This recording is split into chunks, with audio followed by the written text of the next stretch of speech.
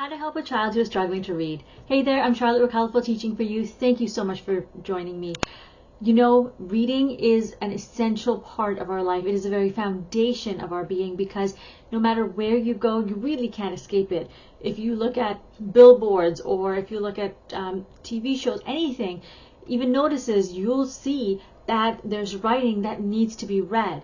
And so it is really important for us to be able to know how to help or support our children who are struggling to read. Now, while it's really good to try and help them as early as possible, it really doesn't matter when you catch it, as long as you're able to support your child at any level that they're at.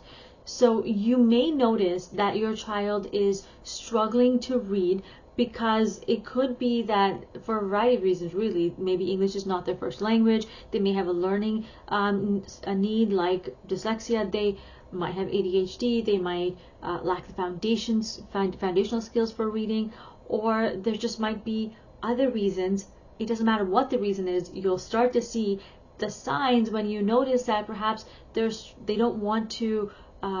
They have anxiety when you ask them to read out loud, or they're struggling to combine words to combine sounds to create a word, or they might not be able to even comprehend what they're reading. So they may be able to read fluently, but just can't understand what they're reading, or just fluency is a difficult thing for them. So you'll start to see those signs, and as long as you start to help them, you'll see progress. Now I know it's difficult to find time in your day to be able to read, right? Because there's just so much going on. Many teachers don't have time for the one-on-one support or full group support. So what I'm doing here is allowing you to find, say, 50 minutes chunks in your day so that you can provide quick intervention for a child that might need it. So these are 3 steps or strategies you can use in your 15-minute block right away to get your kids going. So the first one is read together. I know you know that. But I think it's just really important that I say that again so that you know that it's really, really important that we read with our kids. And for parents, you don't need to spend, or even teachers, you don't need to spend like an exhaustive time.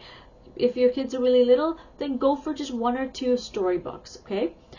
Perhaps at the end of the night is a good night thing. Or if your kids are older, 5 to 15 minutes of reading is worth so much more than not doing it at all, because they're going to start to pick up words as you read to them. They'll say, oh, what's that word? Because maybe they don't know the word, or it's fascinating to them. They'll start to pick up words, and they'll start to want to be able to read more as they are able to grasp those concepts.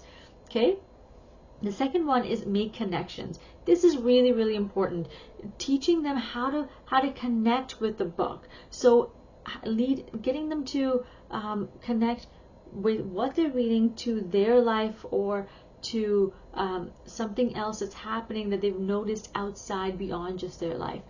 Now you can do this in 2 ways. One, I've got a really short video that's going to teach you how to do that. It's like a quick not less than 30-second video, and I've linked to the link to it is, if you click the full episode link, go to step number 2 and you'll see the link to that video. Another thing to do is, if you are a homeschooling parent or a teacher, then check out the link in the description again for step number 2, where there's 2 project-based resources that's going to help with comprehension as well. Your kids are going to love it. Now the third step is teach phonics. Okay, this is really, really important. You don't have to go out and get expensive books for this. You could easily do this with a book that you're reading. Let's say your child is very young, like a grade 1 level, and they're learning the word cat. Okay, you see the word cat, and you're like, oh, how do I teach them this? Well, you could teach them the sounds if that's where they're at. K-at, cat, right? Or if they're a little bit older and you want to help them with blends, you could say, okay, we know the K sound is C. Now let's combine AT and it becomes an at sound. K-at. That's cat. And you can do this for bigger words as well. There's no limit on it. If your kids are in high school, you can use the same concepts to teach them how to blend words together. Okay? So really quickly, what we've talked about today is why it's important to support our struggling readers and how we can do that in 3 steps. Read together. Number 2 is to have them make connections, and number 3 is teach phonics. Sorry, I stumbled a moment there because I could hear my son in the other room. He's coming home from school right now. So I just wanted to end right here and say thank you so much for joining me. I hope to see you again soon. In the meantime, remember to create, experience, and teach from the heart. Take care, my friends. Bye.